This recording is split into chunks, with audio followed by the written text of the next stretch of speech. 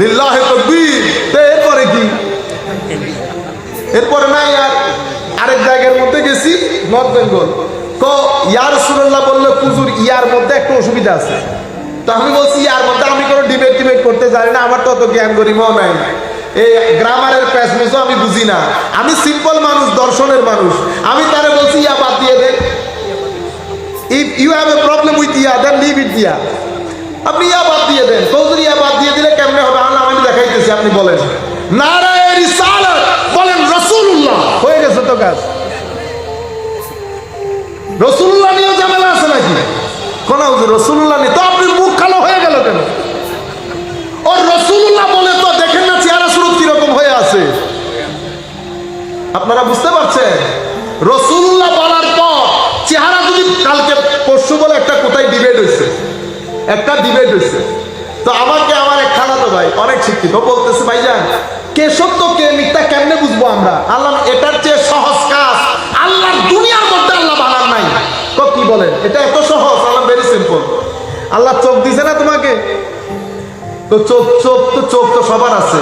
আল্লাহ তুমি এই ডিবেটকারী যারা ডিবেট করতেছে তাদের চেহারার দিকে তাকাই, বলো তো কার চেহারাটা সুন্দর?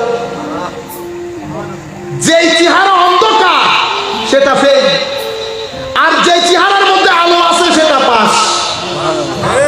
কোন কোরআন হাদিসে তো আপনি আমাকে এখানে দেখান, আপনি এখান থেকে নিয়ে লাখ মানুষ দেখান, চেহারা দেখে দেখে বলতে পারবো কার ভিতরে সমস্যা আছে।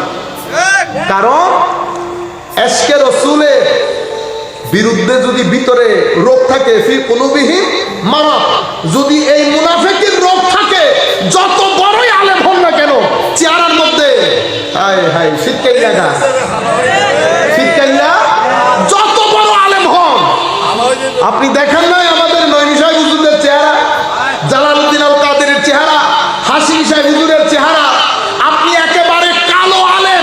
আমাদের মধ্যে জয়নুল আবেদিন জুবাইর সাহেব হুজুরের রং কি সাদা না কালো? চেহারা দেখছেন কি রকম? কোনো অসুবিধা হয়েছে? ইন্না লিল্লাহি। আমরা তো উনি তো এই দেশে আফ্রিকান ভাই। আমি কিছুদিন আগে ক্যারিবিয়ান কান্ট্রিতে গেছি, কি নাম, জ্যামাইকা। হায় হায় আমাদেরকে বলতেছে, এই কালো ভাইটা এসে বলতেছে, ভাইজান মানে ইংরেজিতে বলতেছে এখানে অনেক ওহাবি আছে। তাহলে হাইসা বলতেছি তুমি আমাকে পরিচয় করাইতে হবে না। কো আপনি কি এদেরকে চিনেন? আল্লাহ আমি জানি তো। কো কেমনে? আল্লাহ চেহারা দেখে। কো এখানে বলতে পারবে না, তুমি এদিকে আসো আমি তোমারে বলি। নাম্বার 1 2 3 4 ওই 7 ওই 8 এসব ওয়াবি। ও বলতেছে এটা কেমনে? আল্লাহ তুমি চেহারা দেখো তো আয়নার মধ্যে, তোমার চেহারাও দেখো তাদের চেহারাও দেখো।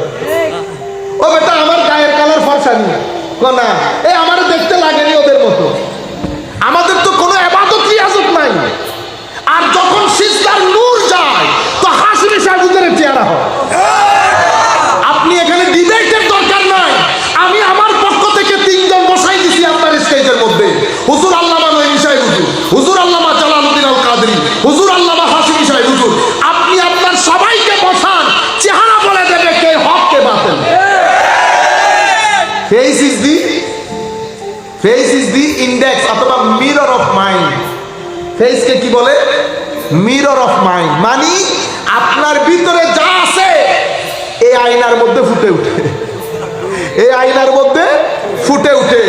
যদি আমলের খারাপই থাকে আমার আল্লাহ এটা প্রকাশ করে না, এটা কিয়ামতের জন্য রেখে দেয়, ইচ্ছে করলে মাফ করে দেন। হয় আমলের খারাপই কখনো চেহারায় ফুটে উঠবে না, কিন্তু আকীদার খারাপই, মুনাফিকের খারাপই ফুটে উঠবে। আপনি যদি কাফের হন, কাফের বলতে গালাগালি না, মানে আপনি যদি স্পষ্টভাবে অস্বীকার করেন তো করেন, অনেক কাফের আছে না চেহারা বিকৃত হয় না, কিন্তু আপনি যদি মুসলমানের নাম দিয়ে শানের সালতে বিয়াদবি করেন, আমার আল্লাহ চেহারার মাধ্যমে এই মুনাফিকি ফুটিয়ে তোলে।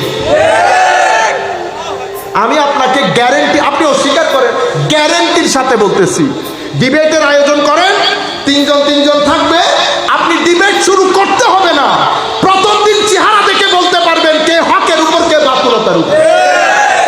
একজন বলে না কোন মায়ের ছেলে কি দুধ খাইতে আসেন আমার সাথে?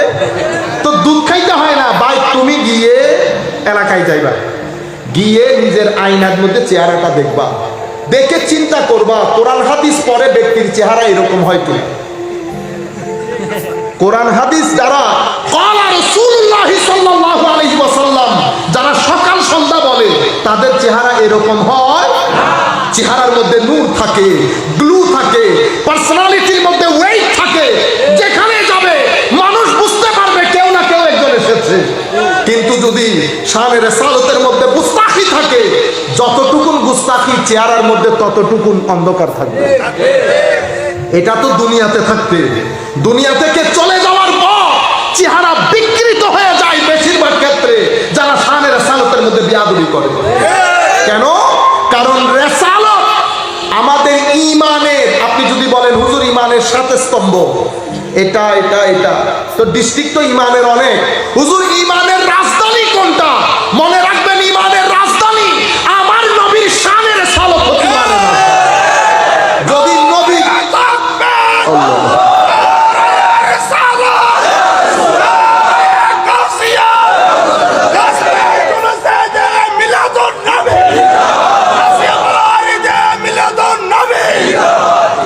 আপনার যদি আখিরাত ঈমান, আল্লাহর উপর ঈমান সব ঠিক আছে, শানে রিসালাতে বিয়াদবি হয়েছে, তো আমার আল্লাহ নাম দিয়েছে কি জানেন? মুনাফিক।